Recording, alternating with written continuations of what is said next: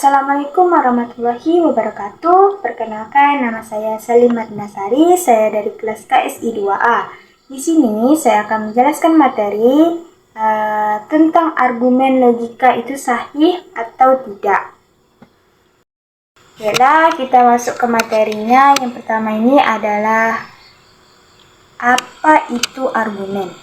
Argumen adalah suatu deret proposisi yang dituliskan sebagai P1, P2, Pn. P1 ini bisa kita katakan sebagai pernyataan pertama, P2 pernyataan kedua, dan Pn itu pernyataan selanjutnya. Dan Q itu konklusi atau kesimpulan. Jadi P1, P2, Pn tadi disebut sebagai proposisi atau pernyataan, sedangkan Q disebut konklusi atau kesimpulan. Yang dalam hal ini P1, P2, Pn disebut hipotesis atau premis, dan Q disebut konklusi. Argumen itu ada yang sahih, valid, dan palsu, invalid. Selanjutnya di sini ada definisi sebuah argumen. Sebuah argumen dikatakan sahih jika konklusi benar, bila mana semua hipotesisnya benar, dan sebaliknya, argumen dikatakan palsu atau invalid. Jadi, kapan dikatakan argumen itu sahih, bisa kita cek hipotesisnya. Jika hipotesisnya itu benar semua, maka kesimpulannya juga benar atau sahih. Dan sebaliknya juga, jika hipotesisnya salah semua, maka kesimpulannya juga salah atau invalid. Di sini juga ada, jika argumen sahih, maka kadang-kadang kita mengatakan bahwa secara logika konklusi mengikuti hipotesis atau sama dengan memperlihatkan bahwa implikasi. Di sini juga ada simbolis P1 dan P2 dan Pn, maka Q adalah benar, yaitu sebuah tautologi. Maksudnya tadi simbolis yang P1, P2, dan Pn, maka Q adalah tautologi.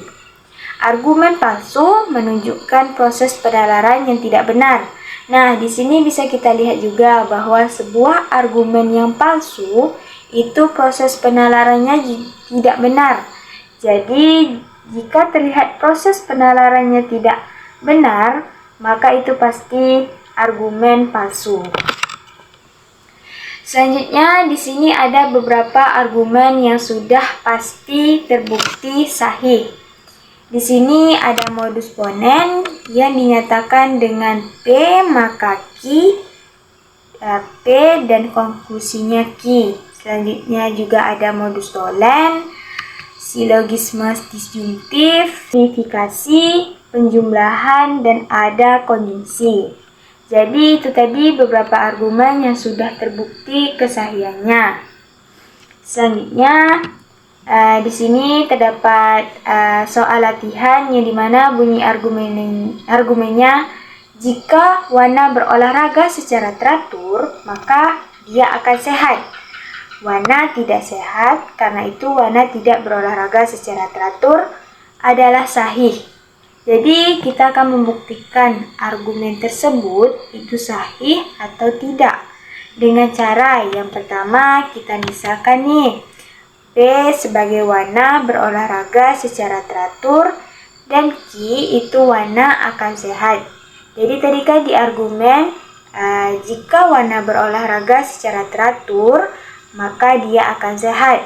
Nah, jika Wana berolahraga secara teratur, kita misalkan sebagai P, dan dia akan sehat, kita misalkan sebagai Q. Argumen pada soal tersebut dapat dituliskan dalam bentuk proposisi logika sebagai berikut.